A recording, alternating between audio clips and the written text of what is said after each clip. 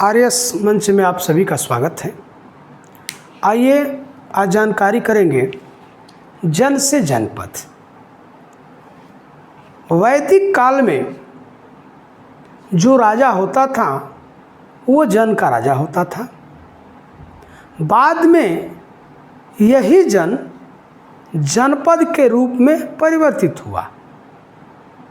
जनपद का मतलब जहाँ पर लोगों का पैर रहता है, यानी जहाँ पर वो निवास करते हैं उनको हम जनपद कहते हैं।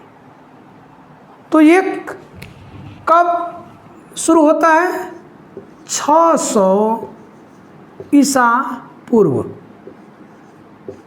600 ईसा पूर्व में जन से जनपद हो गया। अब जो ग्रामीण जो गांव थे, धीरे धीरे जो कारीगर थे, जो शिल्पी थे, जो कलाकार लोग थे, वो एक जगह एक स्थान पर इकट्ठा होने लगे और कार्य करने लगे। तो वही कुछ दिनों के बाद वो गांव शहर के रूप में परिवर्तित हो गया। जब शहर हो गए तो अब जो जनपद है वो महाजनपद हो गया। कुल 16 महाजनपद हुए।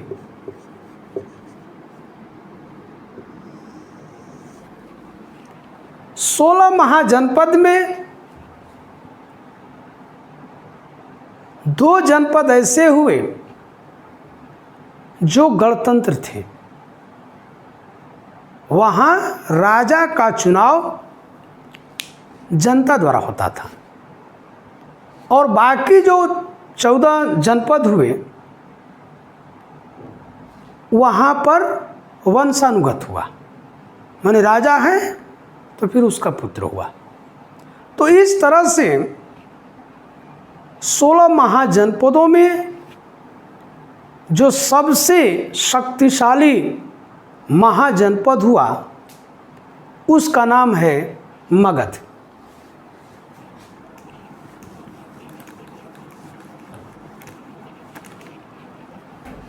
मगध ये मगध अपनी शक्ति को बढ़ाया। अपनी शक्ति को बढ़ाने के लिए उसने अपने पड़ोसी जो राज्य थे उनसे वैवाहिक संबंध किया, किसी राज्य से संधि किए और जो इनकी बातों को नहीं माना उनके ऊपर आक्रमण। ऐसे करके जो मगध महाजनपद था वो साम्राज्य बन गया, मगध साम्राज्य बन गया। मैंने अपनी भौगोलिक स्थिति को बढ़ा लिया, बहुत शक्तिशाली हो गया। तो ये हो गया मगध साम्राज्य।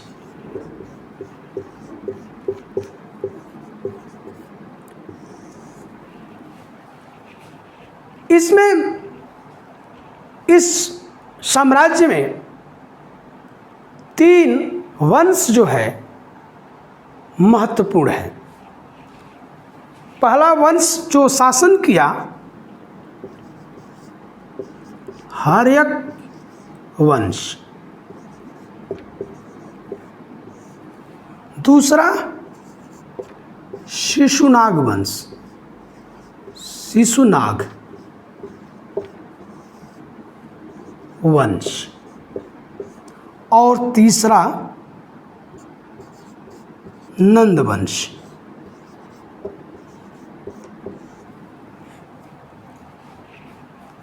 हर्यक वंश, शिशुनाग वंश और नंद वंश इस मगध साम्राज्य पर शासन किया, जिसमें नंद वंश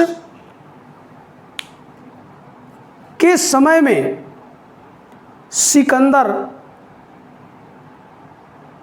आक्रमण किया था।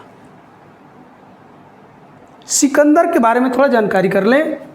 सिकंदर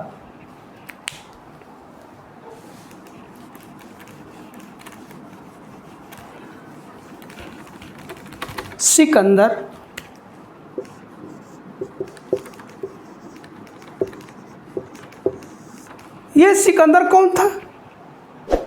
सिकंदर यूनान देश का एक वहाँ पर छोटा राज्य मेसिडोनिया था, वहीं का राजा था वो। और उसके मन में ये विचार आया कि मैं विश्व विजेता बनूं, पूरे विश्व पर हमारा अधिकार हो। वो ये सोच करके और चला और छोटे छोटे राज्यों को जीतता हुआ वो भारत की तरफ आया। तो तक्षशिला जो उस समय भारत में था, तक्षशिला एक छोटा सा राज्य, वहाँ का जो शासक था आम्भी, उसने सिकंदर को निमंत्रण भी दिया।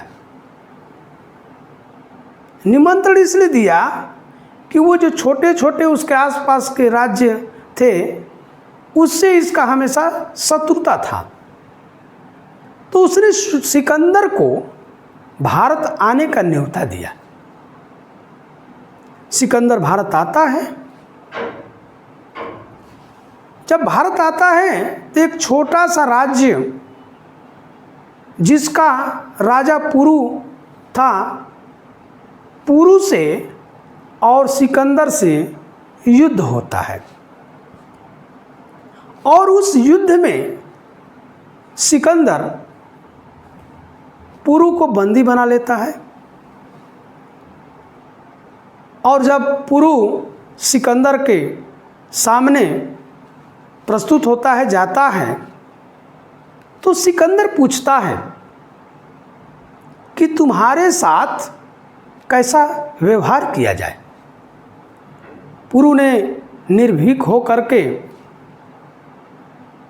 कहता है कि जो एक राजा दूसरे राजा के साथ व्यवहार करता है उस तरह से करिए। यह सुन करके सिकंदर बहुत प्रसन्न होता है और पुरु को छोड़ देता है, उसका राज्य को भी लौटा देता है। लेकिन जब नंद वंश का जो धननंद था, उसकी सेना के बारे में जब उसको जानकारी होती है, सुनता है कि वहाँ की जो सेना है बहुत मजबूत है, उसमें जो उसके सैनिक हैं वो बहुत प्रशिक्षित है, ताकतवर हैं,